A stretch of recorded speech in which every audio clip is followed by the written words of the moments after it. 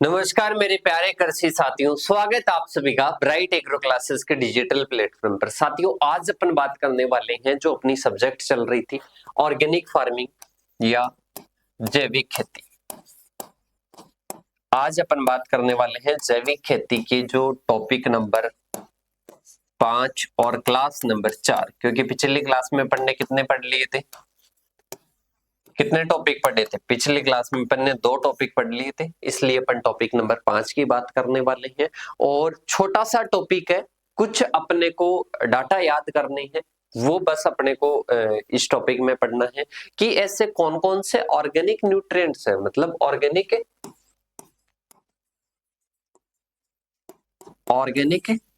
जो अपन फार्मिंग करते हैं। ऑर्गेनिक फार्मिंग में ऐसे कौन कौन से प्रोडक्ट्स है, ऑर्गेनिक प्रोडक्ट्स है, उन ऑर्गेनिक प्रोडक्ट के प्रयोग करने पर प्रतिबंध है। उन ऑर्गेनिक प्रोडक्ट्स के प्रयोग करने पर प्रतिबंध लगाया गया है, बस वो अपने को इस क्लास में पढ़ना है और बाकी कुछ भी नहीं पढ़ना है। उसमें आपको क्वेश्चन जब पूछा जाएगा तो उसमें पूछा जाएगा ऐसे कौन कौन से ऑर्गेनिक प्रोडक्ट्स हैं जिन पर प्रतिबंध लगाया गया है, जिन पर प्रतिबंध लगाया गया है कि इनका यूज नहीं करना है, इनका प्रयोग नहीं करना है। तो उनके बारे में अपने को बस इस क्लास में ओनली क्या करना है, स्टडी करना है। इसमें काफी मटेरियल, इसका इंट्रोडक्शन भी दे रखा है, पर आपको इंट्रोडक्शन ज्यादा डीपली में नहीं पढ़ना है। एक बार रीडिंग लगाओ तो लगा सकते हो, अन्यथा आपको कौन कौन से प्रतिबंध उनके बारे में बताना है। देखिएगा, सबसे पहले अपन बात करते हैं कि जैविक खेती में उत्पन्न होने वाले जो सूक्ष्म जीव होते हैं, पौधे, पशु मल की जैव अवयवी सामग्री की पर्याप्त मात्रा पोषक तत्व प्रबंधन कार्यक्रम का क्या होगी, आधार, ताकि मिट्टी की उर्वरता और जैविक गतिविधि को बढ़ावा जा सके और इसके साथ में ही बढ़ावा या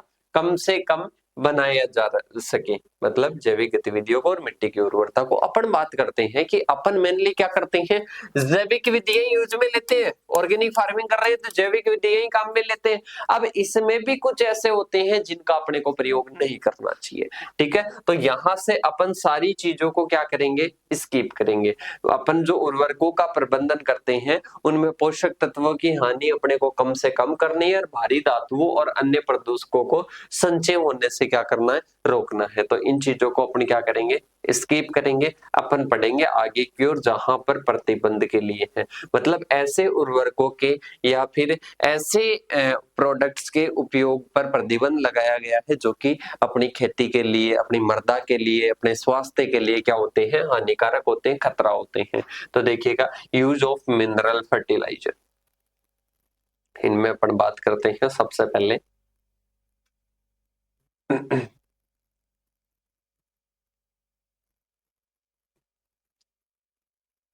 सभी सिंथेटिक जो नाइट्रोजन युक्त जो उर्वरक है उनको तो प्रतिबंध किया गया ही है।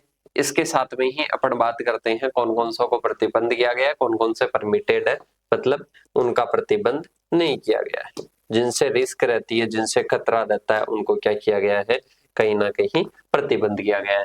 Matter produced on organic farm unit, मतलब जैविक खेत इकाइयों में उत्पादित सामग्री सबसे पहले अपने होती है farm yard, poultry manure, slurry, cow urine, ये परमिटेड है, मतलब इनकी अनुमति है, ये आप यूज में ले सकते हो। सबसे पहले अनुमति और जिनका प्रतिबंध है वैसे आपको रेस्ट्रिक्शन वाले याद करने हैं, पर अपने को अनुमति और अपन रेस्ट्रिक्शन दोनों को पढ़ेंगे। रेस्ट्रिक्शन के आपको याद रखने हैं। तो सबसे पहले ये क्या है, अनुमत है, मतलब परमिटेड है। इसके साथ में ही फसल के जो अवशेष है, हरी खाद है, ये परमिटेड है, मतलब इनका आप यूज कर सकते हो। इसके साथ में ही जो घास फूस होते हैं और जो मल्चिंग की सामग्री होती है वो परमिटेड है, मतलब इसका भी आप यूज कर सकते हो। इसके बाद में अपन बात करते हैं matter produced outside organic farming, मतलब वो तो फार्म यूनिट थे, फार्म यूनिट के बाहर जो अपन तैयार करते हैं उनकी बात करते हैं। जैसे कि जो ब्लड मील हो गई, मीट मील हो गई, बोन मील हो गई और फीडर मील हो गई, तो इनका क्या करते हैं, विदाउट प्रिजर्वेटिव्स। ये क्या है, विदाउट प्रिजर्वेटिव्स है, तो इनका रेस्ट्रिक्टेड किया जाता है, मतलब इनका यूज नहीं किया जाता है। इसके साथ में ही compost made by carbon based residues, जब वो कार्बन बेस्ड रेसिड्यूज से बनी होती है तो उसको अपन क्या मानते हैं, प्रतिबंधित मानते हैं।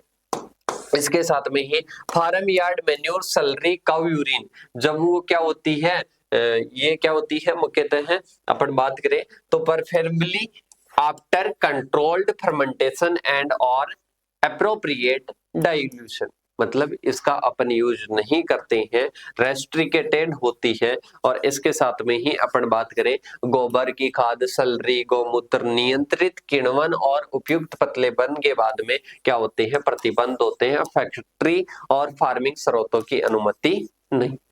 तो ये अपने क्या होते हैं, कहीं ना कहीं प्रतिबंधित होते हैं। कौन कौन सी कंडीशन में प्रतिबंधित होते हैं ये भी याद रखना है।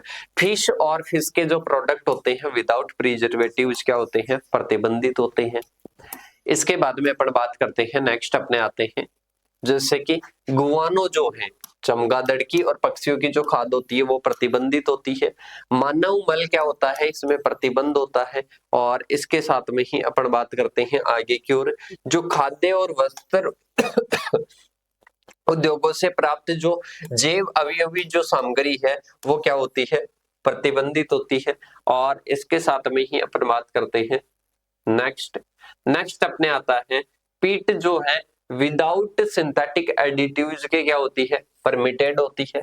इसके साथ में ही अपन बात करें साडस्ट, वुड सेविंग, इसके साथ में he would provide it comes for untreated would, ये क्या होती है, बिना किसी केमिकल के, अगर ये बिना किसी केमिकल के या रासायनिक उपचार के क्या होती है, अनुमत होती है, मतलब परमिटेड होती है। इसके साथ में ही अपन बात करते हैं आगे की ओर समुद्री शैवाल और इसके उत्पाद, इसके जो भी उत्पाद होते हैं वो क्या होते हैं, प्रतिबंधित होते हैं, रेस्ट्रिकेटेड होते हैं,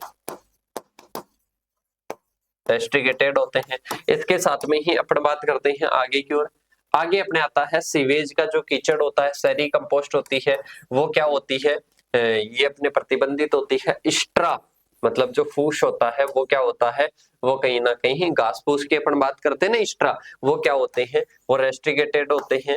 और इसके साथ में वर्मी कास्ट जो होते हैं वो रेस्ट्रिकेटेड होते हैं। इसके साथ में ही अपन बात करते हैं आगे की ओर, आगे आता है एनिमल चारकोल क्या होता है, रेस्ट्रिकेटेड होते हैं। इसके साथ में कंपोस्ट और जो पुराने मशरूम होते हैं वो क्या होते हैं, प्रतिबंधित होते हैं। घरेलू अपशिष्ट, जैविक घरेलू अपशिष्ट से जो कंपोस्ट प्राप्त होता है वो प्रतिबंधित होता है। इसके साथ में ही अपने आता है पौधों के अवशेषों से जो कंपोस्ट प्राप्त होता है वो क्या होता है, परमिटेड होता है। इसके साथ में ही अपन बात करते हैं आगे की ओर, आगे आता है कि जो ऑयल पाम, नारियल और कोकोआ के उत्पाद होते हैं और इसके साथ में ही अपशिष्ट होते हैं, कोकोपीट होता है, खाली कोकोआ फली होती है, ये प्रतिबंधित होते हैं। इसके साथ में ही जैविक कृषि से प्राप्त सामग्री का प्रसंस्करण करने वाले उद्योगों के उप उत्पाद क्या होते हैं, प्रतिबंधित होते हैं। इसके साथ में ही आते हैं मिनरल्स, मिनरल्स में सबसे पहले आता है बेसिक स्लेग। बेसिक स्लेग क्या होता है, रेस्ट्रिकेटेड होता है, मतलब प्रतिबंधित होता है। चूना पत्थर और मैग्नीशियम शिला क्या होते हैं, प्रतिबंधित होते हैं। और कैल्शिफाइड समुद्री शैवाल क्या होते हैं, परमिटेड होते हैं। इसके साथ में कैल्शियम क्लोराइड क्या होते हैं, परमिटेड होते हैं, मतलब अनुमति है इनको। इसके साथ में ही अपन बात करें कम क्लोरीन युक्त जो खनिज है पोटेशियम, वो क्या होता है, प्रतिबंधित होता है। प्राकृतिक फॉस्फेट क्या होता है, प्रतिबंधित होता है। और इसके साथ में ही अपन बात करें पल्वराइज्ड रॉक क्या होता है, प्रतिबंधित होता है। और इसके साथ में सोडियम क्लोराइड क्या होता है, परमिटेड होता है, मतलब इसकी अनुमति रहती है। ट्रेस तत्व जो भी होते हैं वो सभी प्रतिबंधित होते हैं।